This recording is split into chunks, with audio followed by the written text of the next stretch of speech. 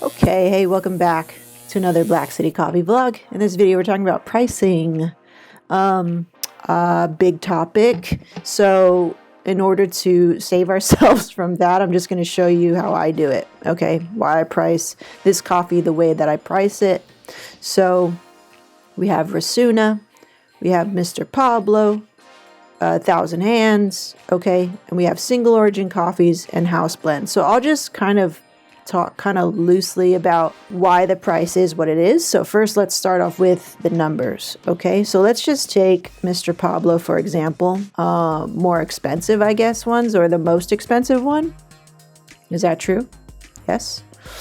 So why is it like, oh, it's like $1 more or something? Last time I talked about intuition pricing, and if you've ever shopped for something, you'll notice that there are other brands of that item. To me, when I am pricing something intuitively without even knowing what my costs are, I look at the comps, like when you buy a house or something, right? So you look at the price comparison, what other coffees are going for.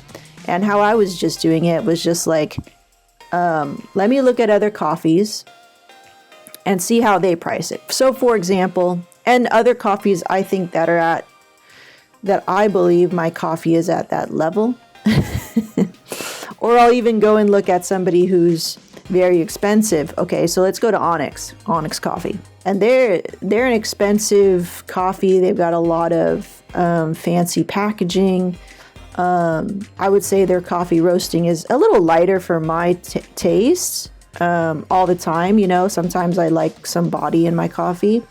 So there's that subjective sort of perspective to evaluating a coffee's worth for you, right? But they may be producing a lot more coffee than me, right? So I'm what you would call I'm a home roaster, right? So I'm roasting at home. My volume or how much coffee I produce is very small. So for example, I may be roasting a maximum of 10 pounds a week. 10 pounds. That's nothing. Not nothing, but it's nothing in comparison to say somebody like Onyx who isn't Starbucks, maybe not Clatch. I don't know, Clatch is a really big deal too. My nose is running, but they're producing a lot more, so they can afford to lower their price even though they have very expensive looking packaging and a very good, a lot of maybe value behind their coffee. Now, we don't know what's in this blend, Southern Weather. Maybe they're also getting this green for a really good deal because they can buy more green, they can buy more raw coffee to push their numbers and create more profit while still charging low. Yeah, 16. So some crazy ones over here, like this is more what I'm used to seeing in California or even in LA. You're going to see a smaller coffee roaster than Onyx. You're going to see about that $25, $20, yes, $24, yes, $32. Okay, so $32, that's signaling to me like this is a very either micro process or like a small batch, or like there's not a lot readily available to them, or it's outstanding. And pricing really just comes down to covering your costs, assessing the value, and then assigning a number to it, which when the public sees that number, they're going to make a judgment upon that, whether it's worth it or not, right?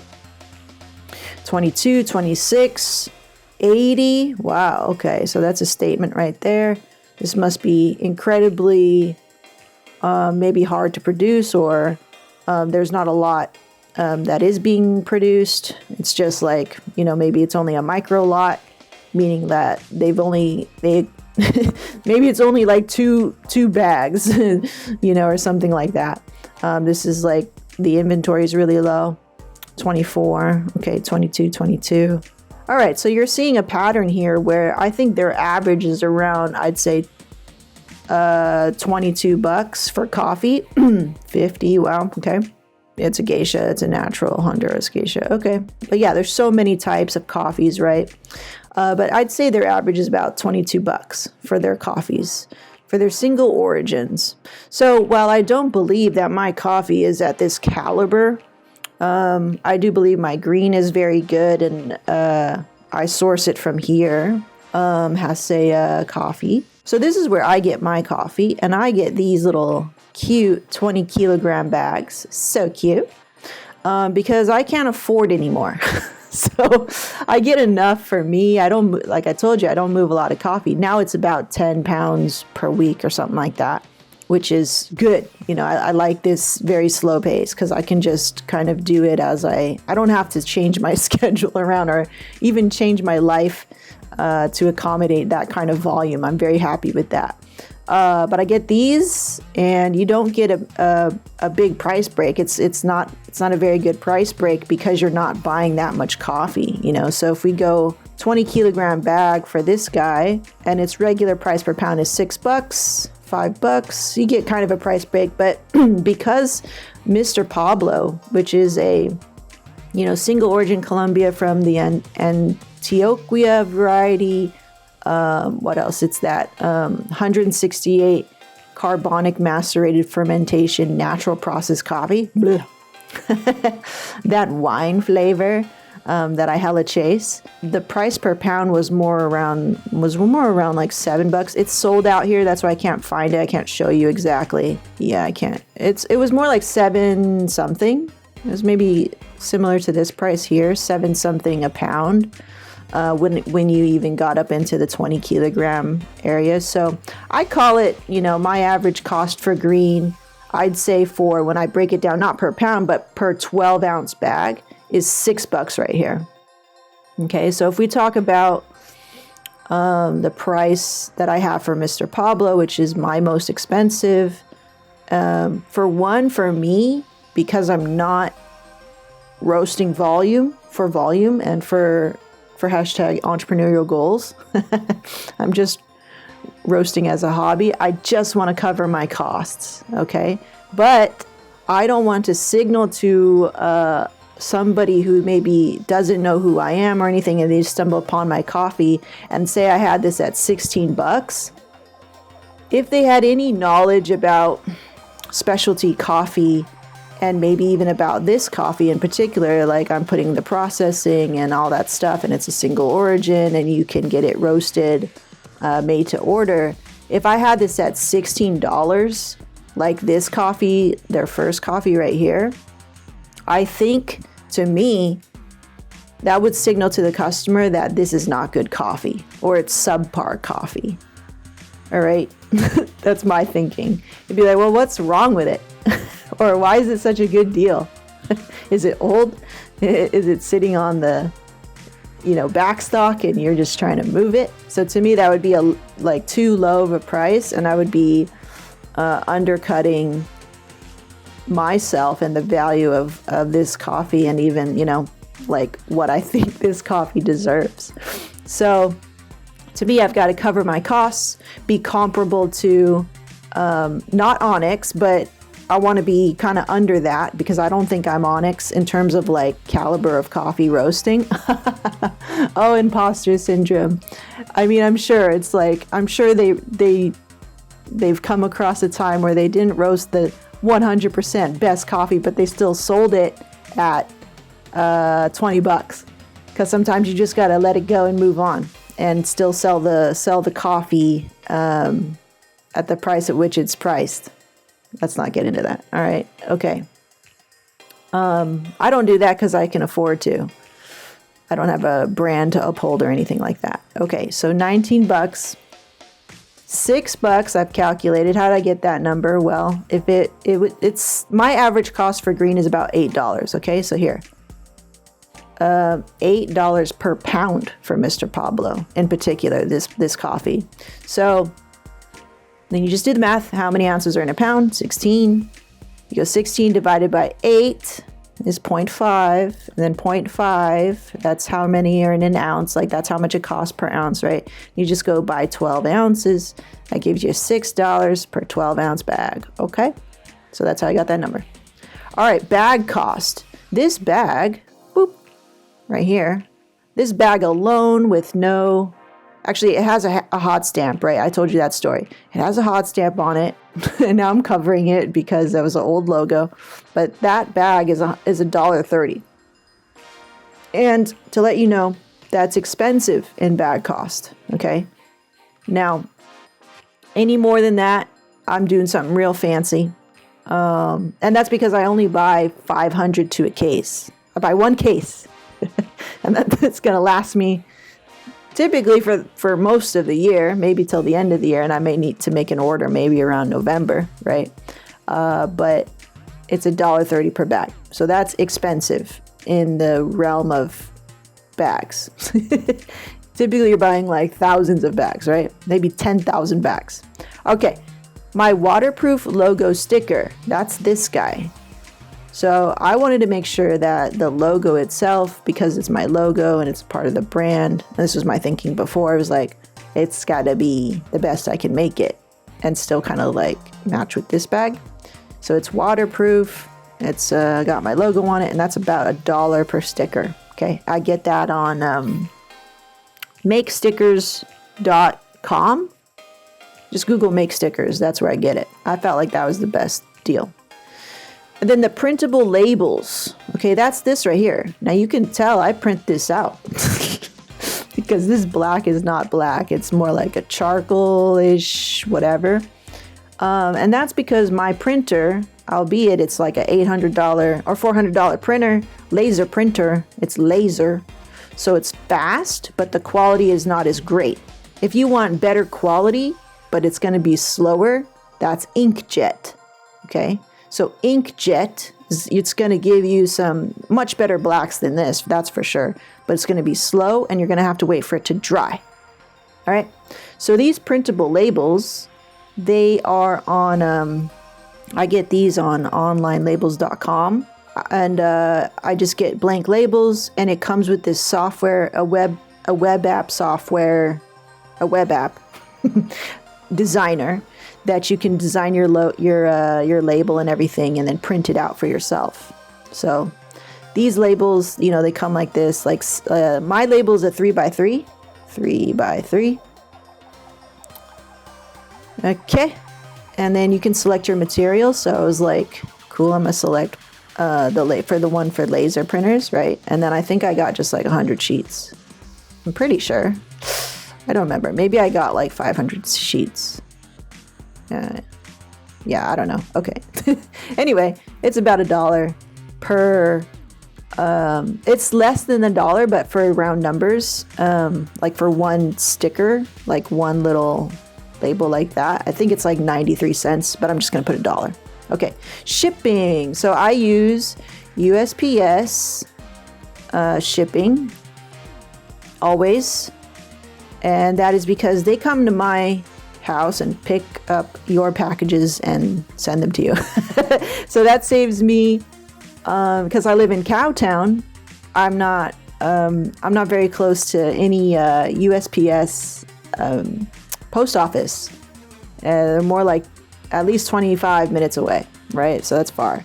So they come to the house, they pick up your packages, and now first class shipping alone, just first class, which is, it's got to be under £1, is around 6 something. So 6 plus actually, right? It's like 6 plus, maybe 5.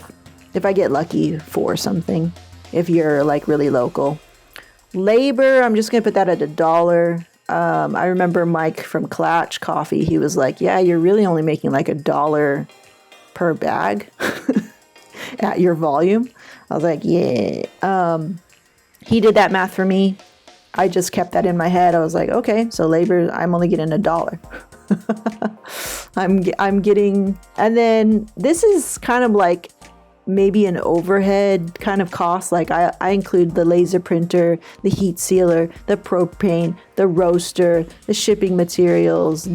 I can even put my designer in here who designed all of the stuff, right? That's kind of like what we call, I guess, overhead. But I pay this Shopify subscription, which is in order to sell coffee online, you have to pay a subscription in order for you to be to run their e-commerce site, right? To take people's payments over online and stuff like that. And that is $29. Okay. So if I don't cover this $29 fee, which it's not that hard, but when you're first starting out, like that could seem like really expensive for sure. So if I don't cover that in my orders, then I'll certainly be in the negative. Okay. And now I give free shipping for any, just getting one 12-ounce bag.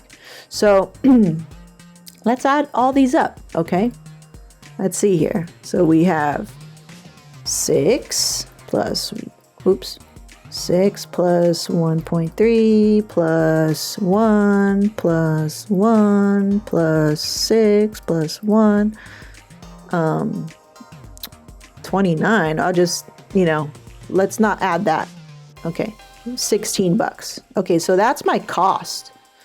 16.30. That's my total like cost per good sold, right? So now when I price it at 19 minus 16.3 is I get $2.70 profit. Okay. So I remember when Mike from Clutch was telling me, and this is before I made some changes to the site, but this is before. I think I was still pricing my coffee at like $16, $17 at max. And when he told me that, I was like, oh, that needs to change, because I was only truly like, before when I was charging 16, 17, I was maybe making $1 profit off of the most expensive coffee, which I think was 17.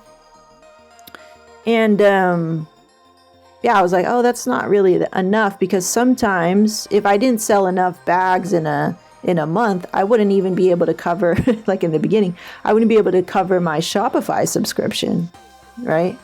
That's kind of an issue.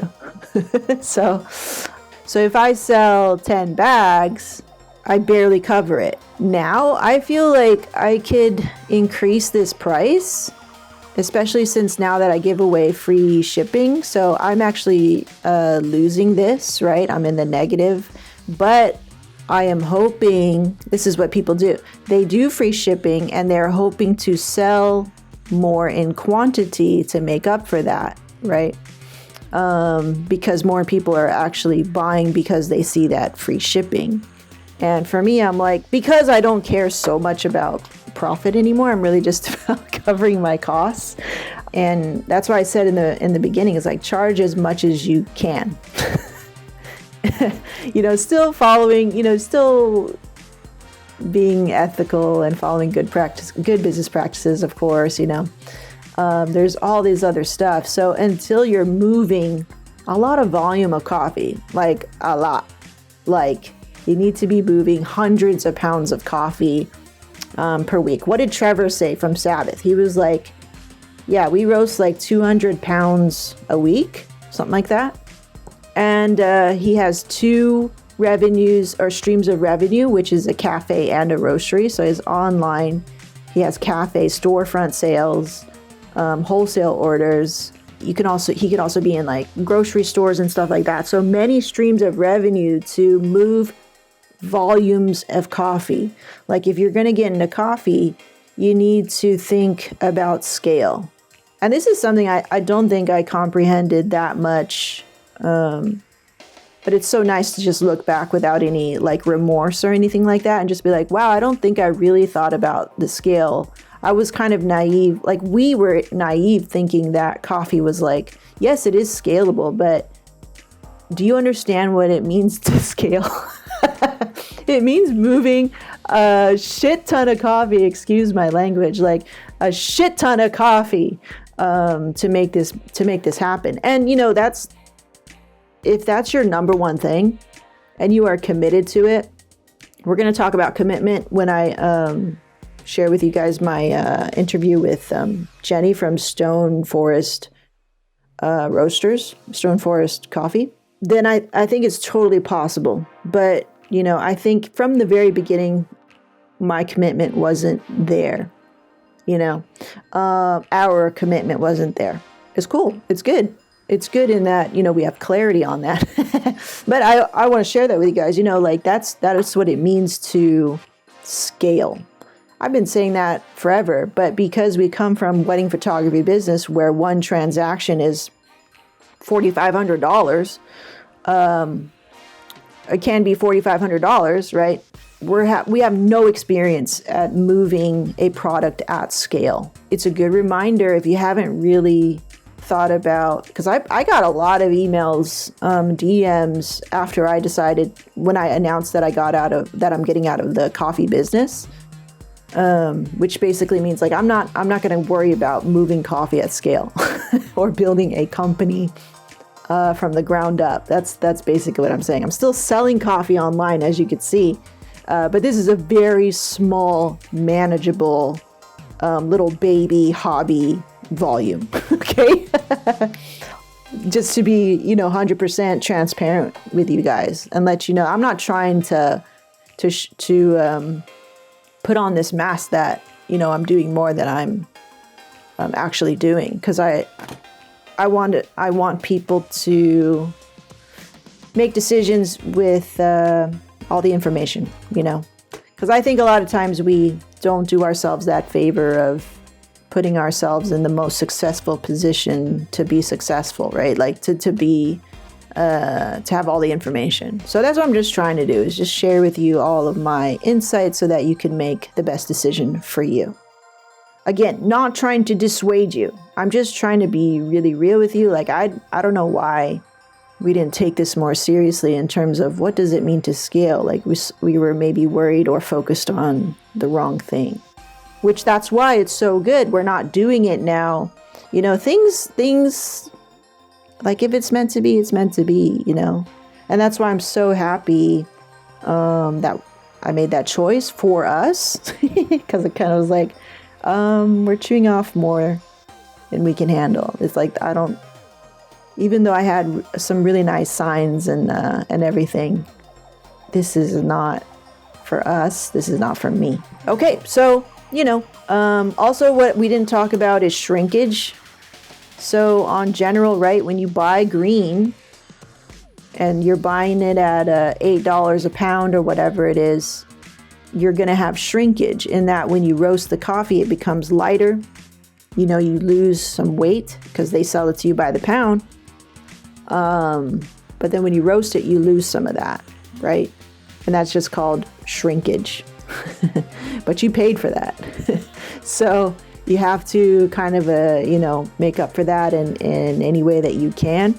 I think how some people do it is there's going to be about 12% on average, because if you're selling specialty coffee, you're mostly selling it at a light roast, right? So 12% weight loss, not per se like a dark roast, which would be like maybe 14, 15, 16% loss, right?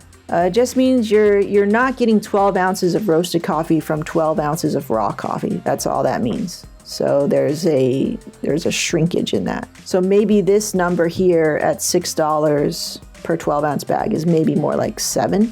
If you're trying to do the numbers for yourself, be more generous on these numbers. Like if it's a $6.20, just make it $7. That way you can just really create a buffer cushion. And when I was doing my own little research on scalable products and pricing those scalable products, it was really interesting to find that these cheaper items, business owners were able to move cheaper items faster. In the end, they sold more cheaper items versus a more expensive item that moves slower or sells slower, right? Because it's more expensive.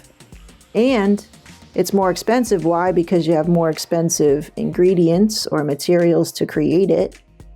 And the profit margin on that is smaller. So while you may think a cheaper item is not going to make you that much money, a lot of the time that cheaper item with cheaper ingredients, not cheaper as in bad, but just like the cost is cheaper. So say for example, Brazil Ipe Natural, which is like notoriously low cost coffee, but maybe not the most exciting or the most tasty, is always selling because of that fact. Like, the cost is so low, and that people can run businesses off cheaper, maybe non-exciting coffees, but you could totally make a viable business out of that and potentially make even more profit than, say, the coffee that sells for, where's that crazy ass coffee for $80, right? Because who's gonna really buy an $80 coffee all the time? You know, I don't even know where it is. Whatever, but it's, you know, it's niche and all that stuff. So, yeah, that's pricing. That's why I price it the way it is. Yeah, it ain't much. But this is my, you know, coffee is not just selling, is putting coffee in a bag and then selling it to you. Sometimes it's like that, because like I have life going on and I'm like, oh crap, I got to order. Let me put this coffee in a bag and sell it to you. But for the most part, like what this is and why I keep doing it, even though I said that I got out of the business, you know, I just got out of the mentality that I wanted coffee to pay my bills. You know, I'm out of that. I'm not doing that. But what I am doing is putting my knowledge and my skills, even my ego, it's in a slight way, it's an ego thing, and bagging that up for you. Creating this thing from a raw coffee bean to this that I have here on the site that I could show others and show off. It's like a self-expression. You know, I talk about roasting as like being an artist, and yeah, like I am a creator. I cannot stop creating content, and I cannot stop creating things like this for other people. The fact that other people do enjoy it, that's what keeps me going too. So while the profit is not necessarily there, I mean, at least I'm making profit, right? At least I'm not like doing this and in the red. It's to me, like, I don't want to get all sappy, but you know, I get sappy. It's love. I'm putting love in a bag. My love for this coffee, my love for the person who's watching this video and maybe jumping into coffee and they always wanted to. Cool. Now you are doing it. And maybe inspiring a woman to speak up after not speaking up for so long, right? Things like that, like those other qualitative things that come with creating. That's why I'm here. That's why I do it. So it's my expression, my creation, my connection to other people who are into coffee, or even just, you know, vibe on what we do here at Black City Coffee. Yeah. So like I said, profit's not a big deal for me, but at least I'm doing it now, and I'm doing it smartly, and I'm covering my costs. I get a little bit of profit to cover this free shipping that I'm now doing. That helps a little bit. But yeah, for the most part, this is not a business that is profitable in that it's paying bills, or it pays for itself online. Cool. And it pays for all of the materials and the cost for the goods that I have here. And that's basically it on a numbers scheme. Okay. But for the most part, what you're just getting is my creations and a connection that we have here on YouTube. And I think that's really valuable too. So, while I'm only getting $2.70 in profit, I'm gaining so much more life lessons, connections, friendships, that you could also look at as like a qualitative profit. And that's more my speed, you know. Money profit, I don't need to worry about money profit. We're very secure there. But qualitative profit, making good relationships, good friendships, creating new ones, maintaining them, That's really what I'm after. So yeah. Okay. I hope that was helpful. This video was very long, so I'm going to cut it down, and I will see you in the next one. The next video, we're going to sit down with Jenny from Stone Forest Coffee, and it's going to be really cool, insightful conversation. Okay? All right, good things. We'll see you next one. Bye.